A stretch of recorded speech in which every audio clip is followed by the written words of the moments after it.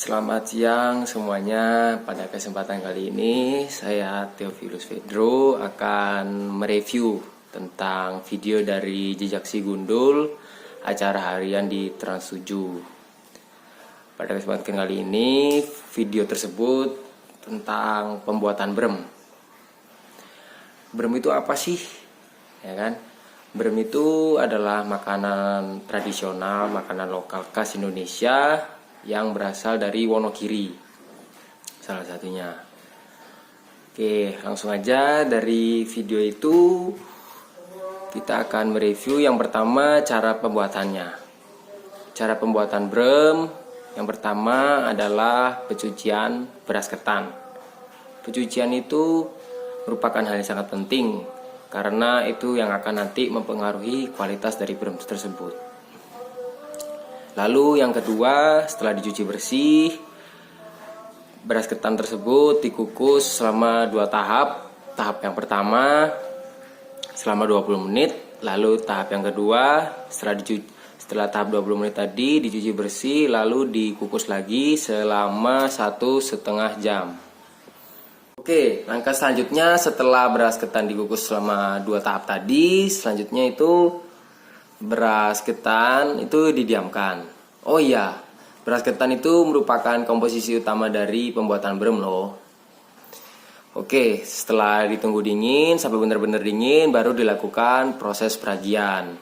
Jika dirasa brem masih hangat atau masih panas, jangan dilakukan peragian karena nanti akan membuat brem menjadi asam. Oke, setelah di peragian kita tutup brem tersebut, disimpan dalam wadah tertutup, jauhkan dari sinar matahari, didiamkan selama 6 hari. Itu biarkan si beras ketannya berfermentasi. Setelah 6 hari dibiarkan, ditutup, disimpan, selanjutnya diambil dan nanti itu terdapat air dari hasil fermentasi. Nah, airnya itu yang akan diambil lalu dijadikan brem. Nah, gitu. Terus ampasnya brem ini nanti kita pakai buat olahan lain. Karena ini kan sebagai limbah, jadi kita harus mengolah limbah dengan baik. Jadi kita memanfaatkannya dalam bentuk bolu gulung. Lalu setelah itu, setelah dapat terpisah tadi dari air dan ampas beras ketannya, air hasil fermentasi tersebut direbus untuk mendapatkan sarinya. Oke, lamanya perebusan itu tergantung dari jumlah banyaknya air yang didapat. Misalnya kita ingin merebus setengah panci, nah kemungkinan waktu yang digunakan adalah 1-2 jam untuk perebusan itu tersendiri. Perebusan ini bertujuan untuk mendapatkan sari-sari dari beras ketan tersebut. Nah, air yang udah direbus tadi itu diaduk sampai dia membentuk menjadi pasta, menjadi mengental gitu. Setelah itu baru dicetak, tergantung bentuk yang kalian inginkan sih biasanya. Kalau di video tersebut itu kan dia cetakannya bulat-bulat. Nah, itu bisa dicetak dalam bulat-bulat gitu, bentuk lempengan-lempengan. Setelah dicetak, kita jemur brem itu ke bawah sinar matahari. Atau misalnya kalau sedang hujan atau tidak bersahabat cuacanya, bisa dijemur, dikeringkan di dalam oven. Oke, itu untuk pembuatan dari brem sendiri. Nah, tadi kan ada sisa limbah dari beras ketan tersebut. Airnya diambil, beras ketannya dibuang. Nah, ini jangan dibuang karena ada suatu bahan yang bisa diolah, ada suatu inovasi yang bisa diolah, yaitu pembuatan bolu gulung. Nah, pembuatan bolu gulung ini seperti membuat bolu-bolu biasa, bahan-bahannya cukup mudah seperti minyak, garam, air, tepung, pengembang, dan yang lain-lain.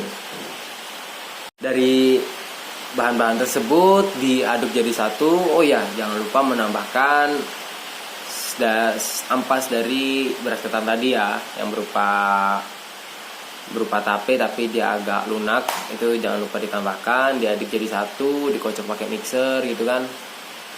Terus setelah itu dikukus selama 3 menit. Nah, itu kenapa digoreng biar 3 menit? Soalnya itu untuk mengeraskan atau mematangkan lapisan luar. Jadi kan bolu ini ada 2, bagian atas sama bagian dalam isinya. Yang di atasnya ini biar matang dulu. Setelah itu baru setelah 3 menit dikeluarkan dari dalam oven gitu kan. Terus adonan yang tadi udah dibuat dituang semuanya sampai loyangnya penuh. Terus dimasukkan lagi, dipanaskan lagi sampai matang. Setelah udah dikukus dan dirasa matang, bolu dikeluarkan dan siap untuk digulung. Dan setelah itu siap untuk dipasarkan. Seperti itu. Oh iya, selain itu dari beras ketan tersebut ini, dari antara brem, terus bolu gulung ini mempunyai beberapa manfaat karena bahan bakunya adalah ketan sendiri, ya kan? Manfaat yang pertama itu beras ketan itu tinggi akan nutrisi. Ya, jadi misalnya kita pengen makanan yang murah tapi nutrisinya tercukupi, bolehlah ini menjadi salah satu cemilan kita untuk memenuhi kebutuhan nutrisi. Lalu yang kedua, mencegah peradangan. Nah, lalu yang ketiga manfaatnya adalah meningkatkan kepadatan tulang. Nah, brem sendiri ini juga tidak banyak dikenal masyarakat karena memang produksinya hanya beberapa tempat kecil di daerah Indonesia, terutama di daerah Wonogiri. Di luar negeri juga belum banyak, tapi ini bisa menjadi kesempatan. Kita bisa mengenalkan brem kepada dunia bahwa Indonesia punya makanan tradisional yang mempunyai kaya nutrisi, lalu meningkatkan kepadatan tulang. Dengan manfaat-manfaat itu kita bisa, selain itu brem itu juga mempunyai rasa yang unik ya kan. Bagi yang belum pernah coba silahkan cobain brem, rasanya unik dan khas. Bagi yang sudah coba lagi aja nggak apa-apa. Seperti itu. Oke, sekian video react dari saya. Terima kasih.